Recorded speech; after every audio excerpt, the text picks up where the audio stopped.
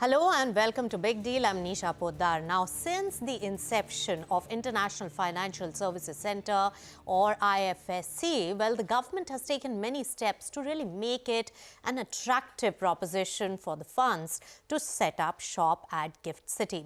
Now, the recent budget announcements give a further lift to this particular space. Now, ease of doing business through single window approvals and also the tax parity with other competing jurisdictions like Singapore as well as Mauritius are some of the important measures taken recently.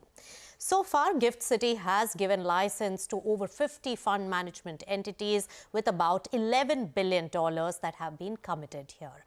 How's the growth from here on to make this particular concept of IFSC more robust and bring in that business for us?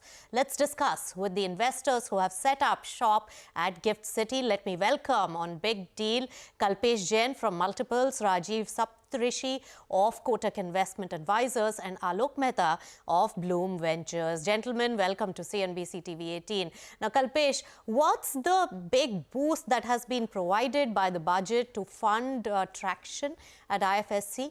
And also, do you see it attracting more funds from your industry?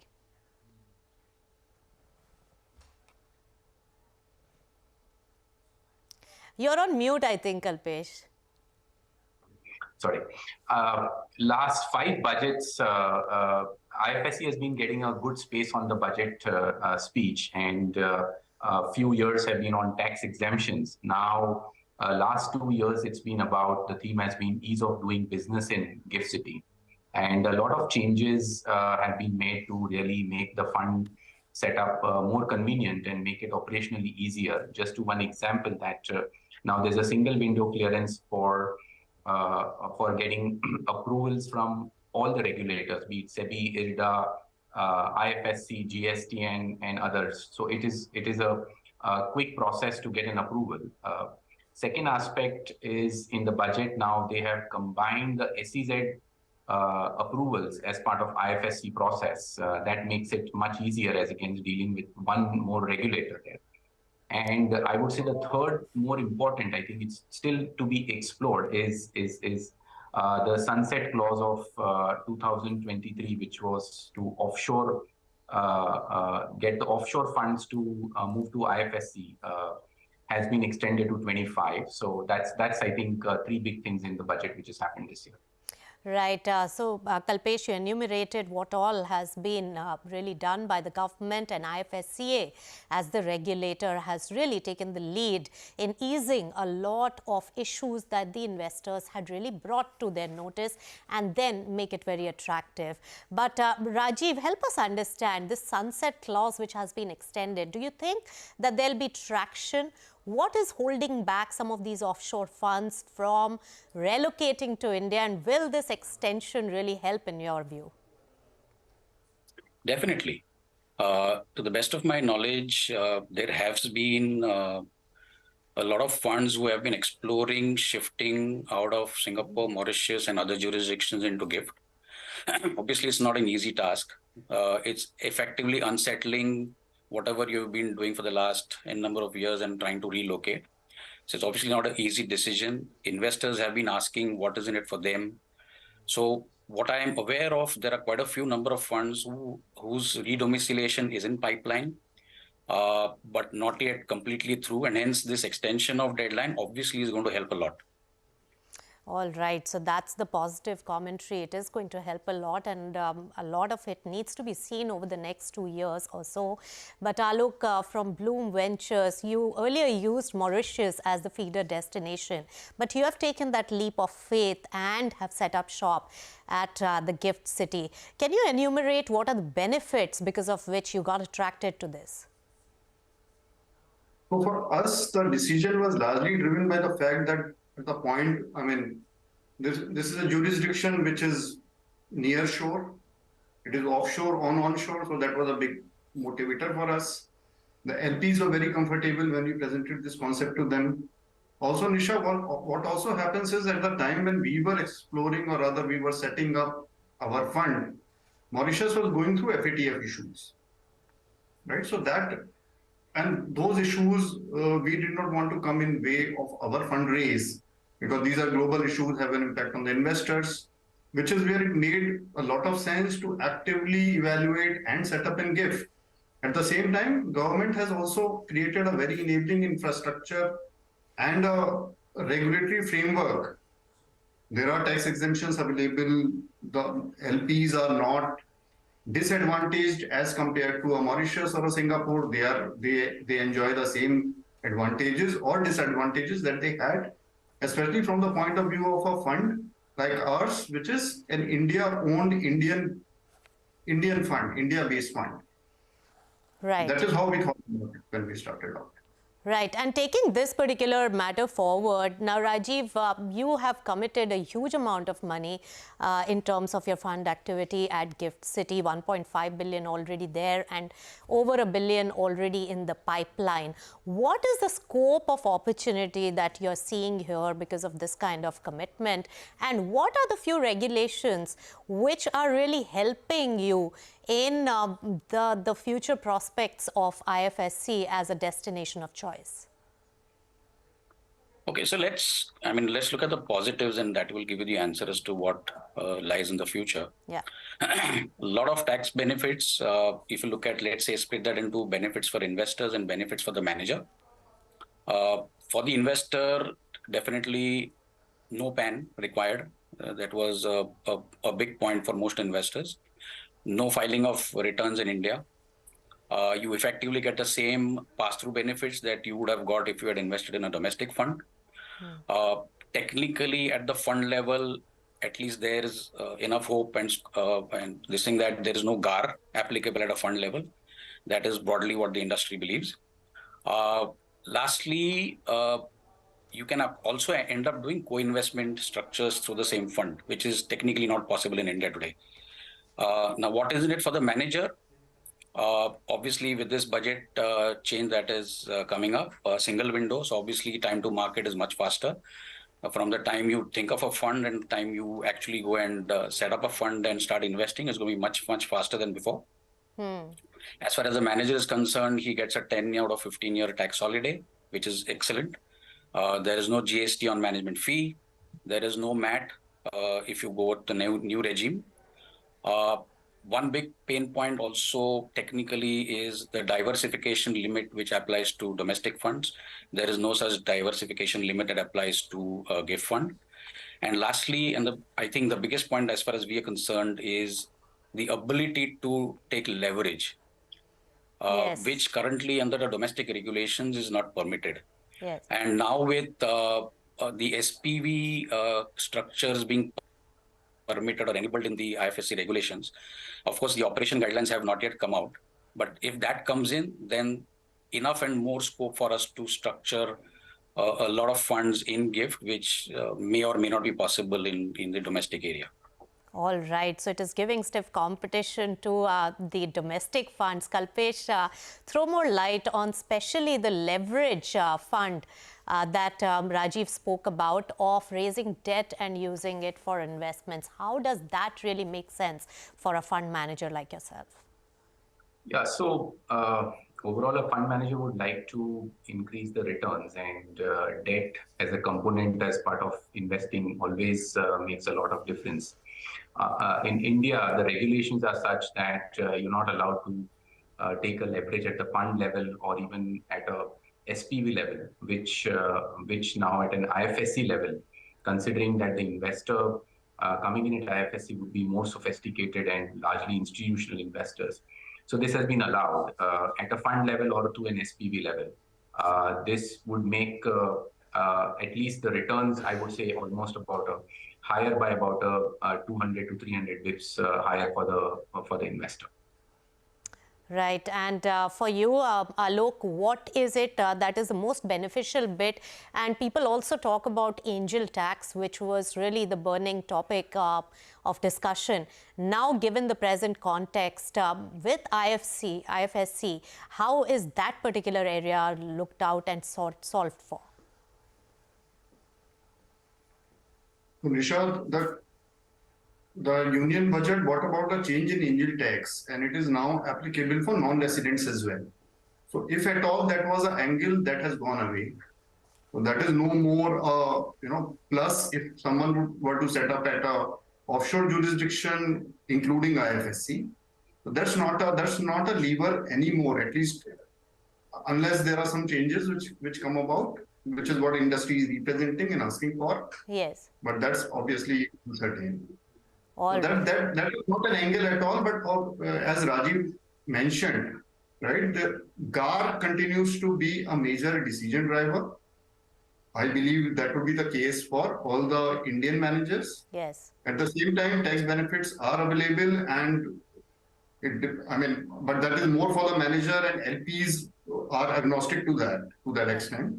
But even for them, it is a easier jurisdiction to deal with as compared to coming directly into India, which they have been avoiding. Right. So far we have discussed, gentlemen, what is the benefit that IFSC really provides and what is attractive here. But what more needs to be done and what are the issues that need to be addressed by the government and IFSCA to make it a destination of choice for more fund managers like yourself? We'll discuss that and more on Big Deal when we return after a very short break.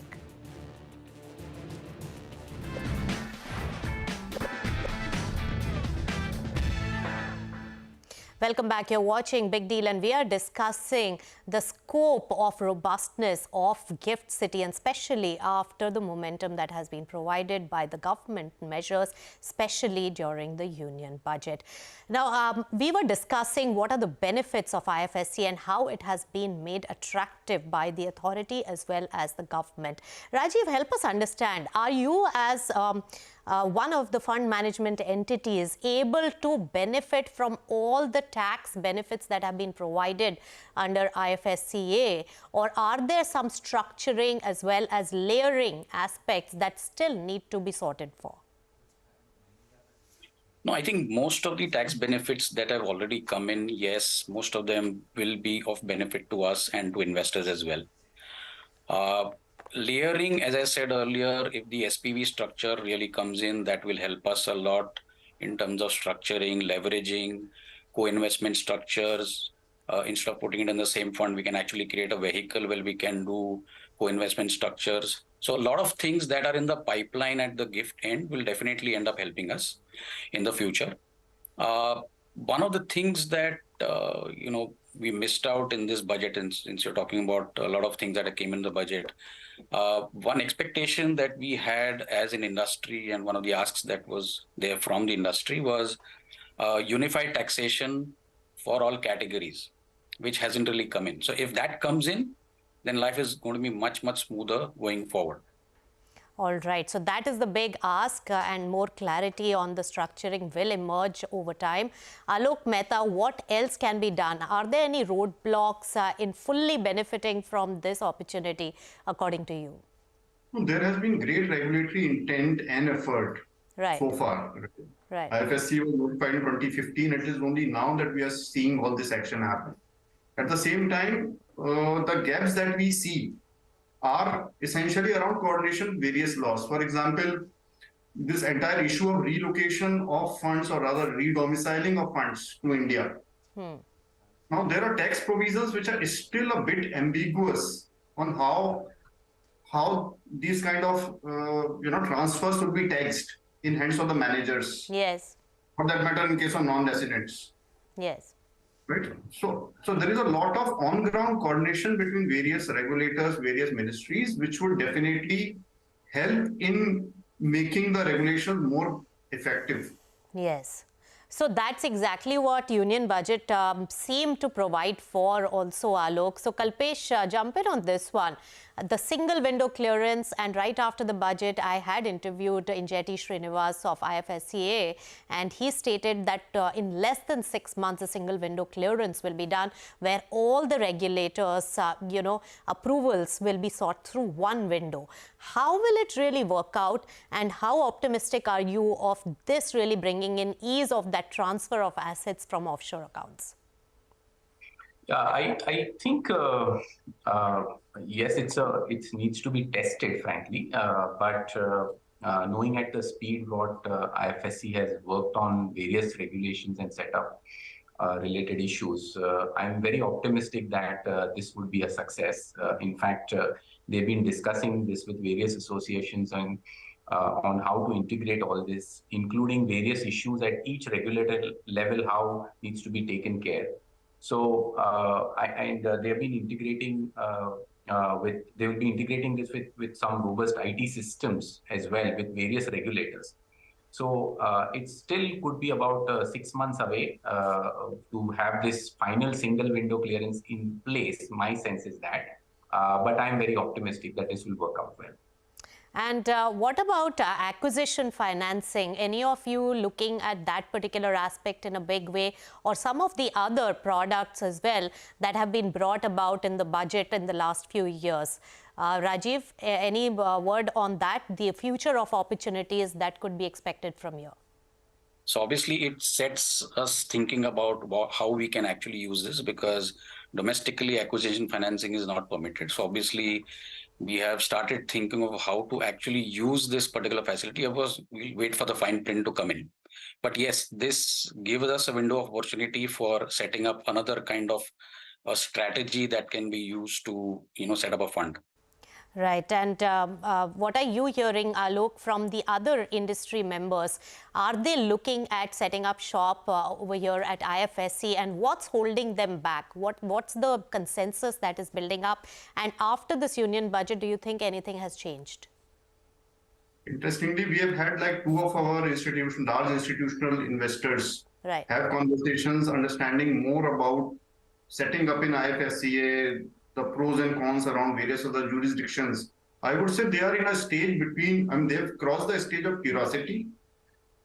They are yet to reach the stage of serious interest. They're somewhere in between. But there is a lot of interest which is there. People are actually evaluating these options. The union budget, and even prior to the budget, there have been a lot of simplifications, lots of new initiatives which IFSCA came out with. For example, setting up a separate, regulation for family offices to set up structures in GIFT. That could be a great source of private capital for flowing into India via GIFT. Right. So there is definitely interest, and that momentum should pick up now. Right. The momentum should pick up. But Kalpesh, do you think the single window clearance, timeline-wise, will give competition to other jurisdictions in ease of getting approvals and setting up shop here? I think, first of all, for any investment which has to come to India, I feel this is the best location to be in. Single window clearance more is for setting up the fund. I think without even single window clearance as of now, the process has been pretty streamlined between various regulators. It will only become easier. So competition-wise, I would feel IFSC is much ahead vis-a-vis other jurisdiction now for if the money has to come to India. So I don't see impact of that vis-a-vis any other jurisdiction. But more importantly, I think what also is important when you do a comparison of various jurisdictions, the policies which have been implemented, everyone just has a worry that whether that doesn't change or it doesn't go back to something else and creates an issue. Which is the worry which a lot of investors have when they evaluate this location. So while a lot of confidence has been given by the authorities that at least from their intent and discussions. But this is always there as a back of mind that is there any issues which could have at a later stage, because we would run a fund for 10 years, and if anything happens in last 3 years, then our returns actually could get impacted. So that's a worry which would be there, and that's where I think we may lose out certain marks on vis-a-vis the other jurisdictions. All right, well pointed out actually, Kalpesh, because, policy flip-flop has been one of the biggest concerns for investors into India or India setup platforms like IFSC. Rajeev, what do you think? Can this be addressed? Because it's more of a perception issue. But then time and again, our government has also come up with regulations like we are seeing currently in the REITs in which side, where budget had thrown a tax proposal which actually changed changes the dynamics of returns. So when you invest, you bake in a certain kind of return, and investors always say that we would rather bake in a higher index of taxation rather than go into it blindfolded and deal with flip-flop in the policy. How to address this particular issue, and is this one of the single largest issues which is a roadblock in the IFSC becoming a much more robust platform? I'll start on the reverse end. If you look at what do we get in Singapore versus India, I think almost everything that you'll probably get in Singapore, be it now good infrastructure, regulatory, easy regulations, clarity on taxation, leverage, you name it, and you've got it. The single biggest factor that may technically end up taking, as far as if a foreign investor is concerned, his single biggest concern always is about stability of tax and other regulations. Now, if you ask me what can be done, I don't have an answer, to be honest, but the issue is that we've created history in various, in the past, about making changes retrospectively. Even if that can stop, if you look at the Vodafone case as well. Now, that obviously sets in a lot of fear in the minds of investors. Now, it is up to the government to kind of come out with clarity and give a confirmation or an assurance or a guarantee that whatever is being done will never undergo a change. And that has to be only proven by actions. Right. Only words will not help. All right. So trust deficit on the policy flip-flop front is one of those perception issues that the government as well as IFSCA probably needs to really address to make IFSC a much more robust platform. With that, it's a wrap on this edition of Big Deal. Thank you so much, Rajeev, Alok, as well as Kalpesh, for joining us with your insights on this special edition on IFSC and how robust can it get. Thanks to all our viewers for tuning in. Stay tuned to CNBC-TV18.